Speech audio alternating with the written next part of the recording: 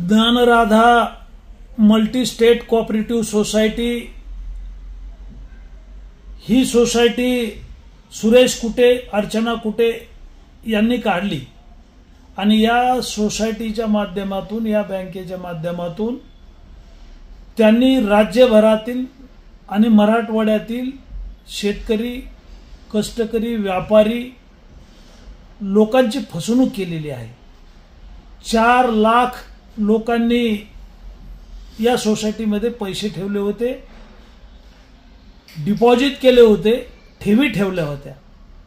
4 लाख लोकांची फसवणूक आहे आणि यांनी जो काही घोटाळा केलेला आहे तो घोटाळा आहे 2467 कोटीचा उघडकीस आलेला आणि त्याची संपत्ती जी जप्त केलेली आहे ती ईडीने जप्त केलेली आहे। 1622 कोटी रुपयाची संपत्ती जप्त केलेली आहे। या संपत्तीचा लिलाव झाला पाहिजे, या लाभार्थ्यांचे, या खातेदारांचे पैसे दिले पाहिजेत। हा विषय मी वारंवार विधानसभेच्या सभागृहात मांडला, लक्षवेधी मांडल्या, तारांकित प्रश्न मांडले, माननीय मुख्यमंत्री महोदयांना भेटलो, माननीय सहकार मंत्र्यांना भेटलो आणि त्याची चौकशी करून यांना जेलमध्ये टाका अशी मागणी केली। शासनाच्या माध्यमातून याची चौकशी झाली आणि सुरेश कुटे आणि अर्चना कुटे यांना जेलमध्ये जावं लागलं। या सर्व बँकेच्या खातेदारांना त्यांनी फसवलेलं आहे। 18% 20% व्याज देतो म्हणून फसवलेलं आहे। यांची संपत्ती तातडीनं लिलाव केला पाहिजे, विकली पाहिजे आणि खातेदारांचे पैसे दिले पाहिजे अशा प्रकारची माझी मागणी सरकारकडे होती, मुख्यमंत्र्यांकडे होती। माननीय मुख्यमंत्री महोदयांनी केंद्रीय गृहमंत्र्यांशी बोलून ही संपत्ती विकण्याच्या संदर्भातल्या प्रक्रिया स्वतःच्या हातात घेतलेल्या आहेत।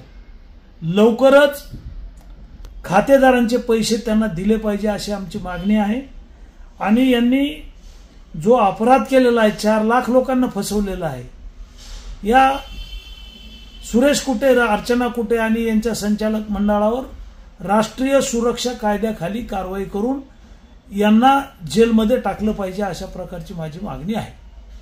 वीडियो देखने के लिए धन्यवाद। ऐसे ही जुड़े रहे हमारे साथ, लाइक करें, शेयर करें और हमारे चैनल खासदार टाइम्स को सब्सक्राइब करें। साथ ही देश और दुनिया की ताज़ा खबरें जानने के लिए हमारी वेबसाइट www.khasdartimes.com पर विजिट करें। इसके साथ ही अगर आप खासदार टाइम्स से जुड़ना चाहते हैं अथवा पत्रकार बनना चाहते हैं तो स्क्रीन पर दिए गए नंबर पर संपर्क करें। धन्यवाद।